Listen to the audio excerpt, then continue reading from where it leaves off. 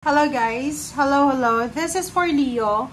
Welcome Leo dito sa Kapalaran 888. Welcome guys. Alamin natin Leo ang general monthly reading mo para sa buwan ng October 2025. General reading para sa lahat ng Leo. So, please connect your intuition sa lahat ng baraha na lalabas dito sa ating channel or sa ating readings. Okay. First card mo Leo is Frog. Stepping into your power. Wow. Okay, so tingnan natin yung second card mo.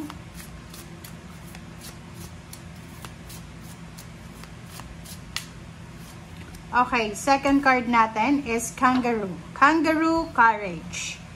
Okay. Doon sa mga Leo na maybe marami kayong mga gustong gawin sa buhay nyo. Maraming plano na hindi natutuloy. Sinasabi ng baraha sa'yo dito na ngayong October 2025, posible na makaranas ka ng maybe there's parang delays, tribulations, parang ganon. So, sinasabi ng baraha na you need to be courageous. You need to be strong. You need to be courageous, Leo. Because maybe you're being tested sa buwan na to. So, have faith and stand in your truth. So, kung ano man ito, Leo, na posibleng pagdadaanan mo ngayong October, sinasabi ng baraha sa'yo na napaka-importante na maging malakas, maging, kumaga, strong yung foundation natin. Okay? Second card mo dito is Frog. Frog is stepping into your power. So, don't take a backseat in your story. It's time to step up. So, yun. Like for example, may mga Leo na marami kayong mga pinagdadaanan na delays or maraming mga rejections. Sinasabi ng baraha na oras na, Leo, para mag-step up ka. Diba? O step up ka na.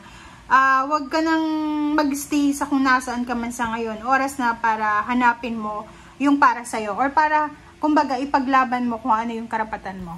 Okay? So, let's check for the second deck. Okay.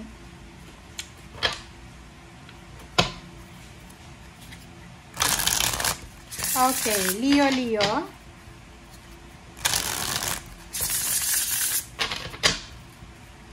Tingnan natin.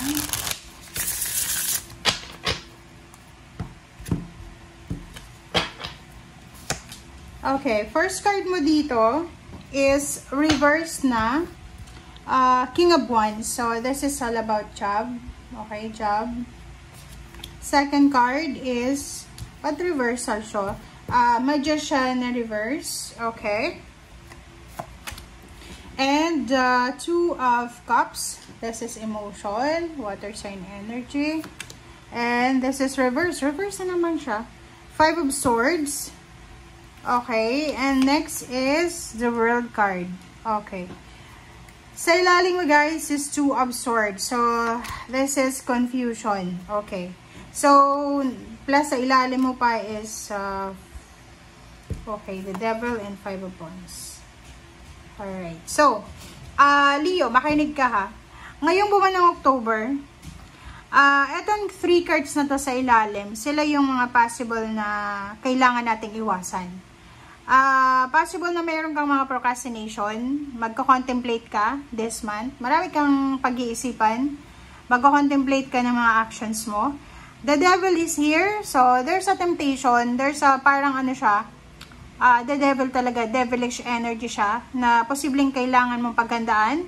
Ang devilish energy na to is all about competition, like quarrels, competition, conflict, miscommunication, misunderstanding, or kano pa man. So, mag-iingat tayo kasi posible ngayong October, tayo ay makakuha ng kaaway, tayo ay makakuha ng kasagutan, tayo ay makakuha ng kaengkwentro.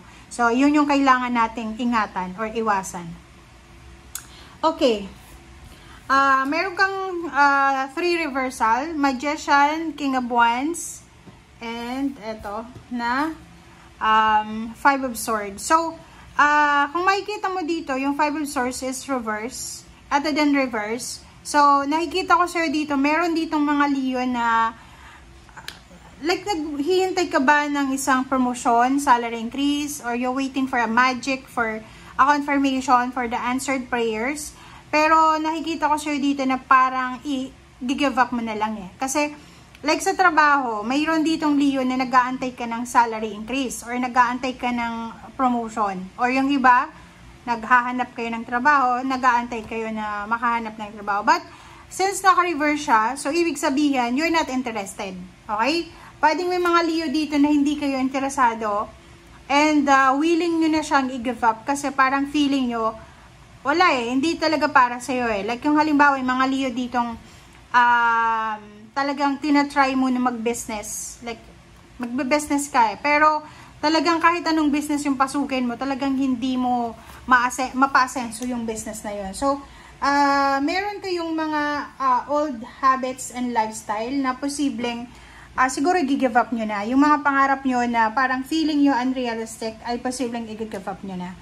And the world card, sinasabi ng baraha dito, yung ibang Leo din, ang tagal yung pinoprocrastinate to eh. 'Di ba? Yung tapusin. Like yung iba nga, like ikaw, isa kang teacher, pasado ka sa LET or kung ano pa man, pero hindi ka makahanap-hanap ng trabaho sa public school.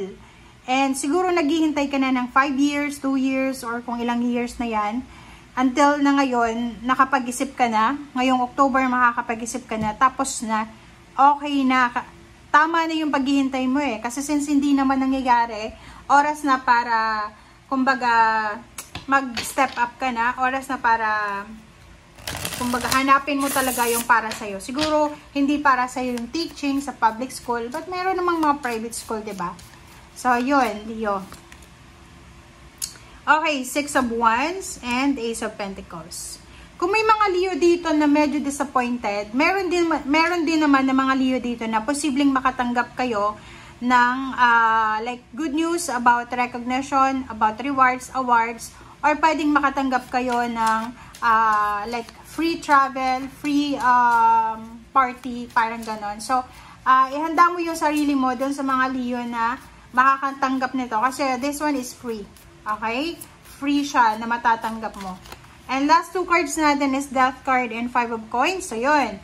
Mayroon din ditong Leo na iba na posibleng kayo ay matatapos na yung mga financial problems nyo. Kung may mga sakit kayo, matatapos na siya. So, yun yung pinakamaganda na baraha na nakita ko ngayong buwan ng October. Kasi, ano eh, like, eto, may mga Leo na possible na makakaranas sila ng mga disappointments, rejection. Ito naman, may mga Leo ditong makakatanggap ng good news about success, about victory and success. Yung iba naman dito, matatapos na yung problema. So, parang lahat ng Leo na nanonood ngayon, tingnan nyo kung saan kayo resonated dito. Meron din Leo na kailangan mag-ingat sa mga gulo or sa kung ano pa man.